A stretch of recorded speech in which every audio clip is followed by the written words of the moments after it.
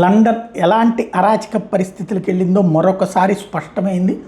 ఏదైతే తాజాగా జరిగినటువంటిది లండన్ రైల్లో, కదులుతున్న రైల్లో ఇద్దరు వ్యక్తులు కత్తులు పుచ్చుకుని కనబడ్డోళ్ళనల్లా పొడి చేశారు. దాదాపుగా 12 మందికి తీవ్ర గాయాలే. మిగతా వాళ్ళు బలవంతంగా పట్టుకుంటే ఇద్దరిని అరెస్ట్ అయితే చేశారు. ఎందుకు చేశారు, ఏ ఉన్మాద చేష్టతో చేశారు, వాళ్ళెవరు, శరణార్థుల, చొరబాటుదారుల లేదా లండన్ పౌరులేనా, ఇదంతా ఇప్పుడు తేలాల్సి ఉంది. బట్ అమెరికాలో జరుగుతున్నాయి, ఫ్రాన్స్లో జరుగుతున్నాయి, బ్రిటన్లో జరుగుతున్నాయి. గుర్తు తెలియని వ్యక్తులు కాదు, ఆ దేశంలోకి వచ్చి బ్రతుకుతున్నటువంటి వాళ్ళే ఎవరో ఒకళ్ళని పొడిచి పాడేస్తున్నారు, కాల్చేస్తున్నారు, చంపేస్తున్నారు, అరాచకాలు చేస్తున్నారు.